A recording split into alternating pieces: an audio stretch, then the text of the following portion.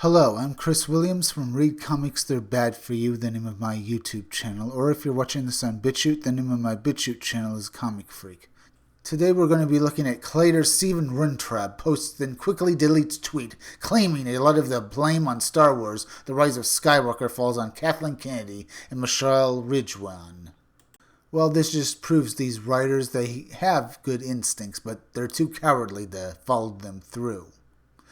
Especially if Disney is involved. According to a screenshot of a now deleted tweet, Collider editor and chief Steven Frosty Runtrab recently spoke with sources close to Lucasfilm who claimed that a lot of the blame for the lackluster Star Wars The Rise of Skywalker falls on Kathleen Kennedy and Michelle Ridgwan. In the screenshot taken on January 4th and provided by Reddit user Ego Shop on the subreddit Saltine Then Crate, Runtrab also stated that it was JJ who came up with bringing back Palpatine, which was in a huge M, with the final word allegedly being mistake.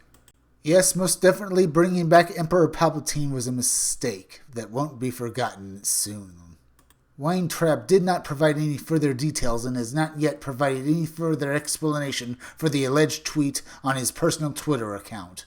He would go on to detail the issues that Abrams had with the theatrical cut of Star Wars The Rise of Skywalker and how Disney interfered with Abrams' vision for the film. In a follow-up post, Ego Shop directly quoted his source to refute the idea the original post lacked credibility. I'm surprised the media is even commenting on it to refute all this because even the way they're wording things is flat-out laughable and makes them look like they're trying to cover it up by being ridiculously over the top and mentioning buzzwords, sentences like tinfoil hat and conspiracy. We live in a fake news world now, and we are all well aware that the media now has an agenda. Yeah, the agenda is believe us, believe no one else. We tell you the truth. We would never lie to you, when in reality they're nothing but liars.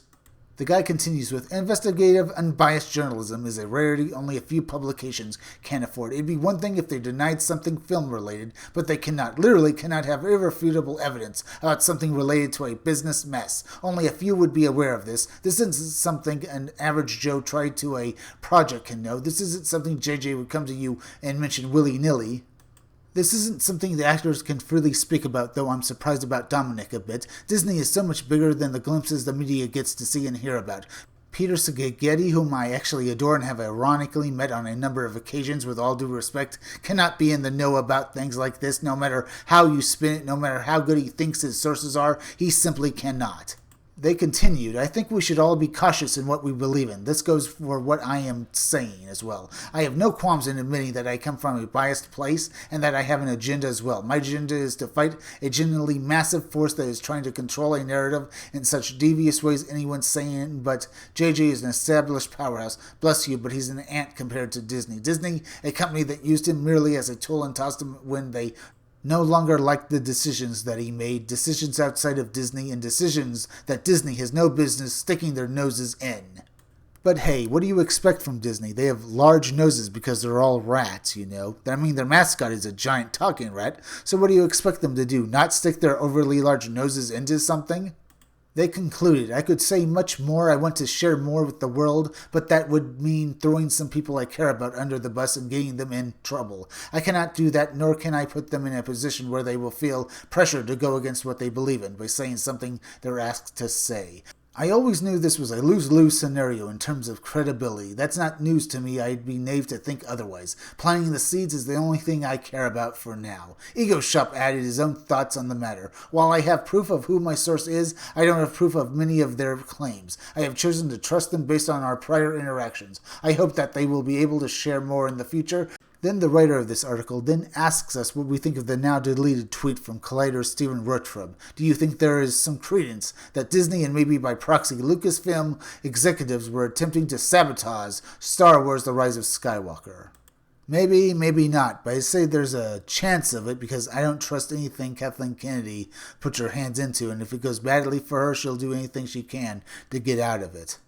If you like this video, subscribe. Make sure you're still subscribed because YouTube is going around unsubscribing people, so make sure you're still subscribed. If you're watching my videos but you have not subscribed, please subscribe to my YouTube channel, Read Comics They're Bad For You, then go over to BitChute and subscribe to my BitChute channel, Comic Freak. Hit that bell for notifications, hit that like button, and leave some comments down below. And if you could you also please share this video, share it on Twitter, share it on Facebook, share it anywhere you think it'll do the most good. Because YouTube is not going around promoting their own YouTube creators anymore, and it would really help me if you could please share this video. Now listen closely, keep checking back in all my future videos for more information on my own upcoming independent comic book Scumdogs. I'm Chris Williams, and I'll be back again tomorrow with another video or review.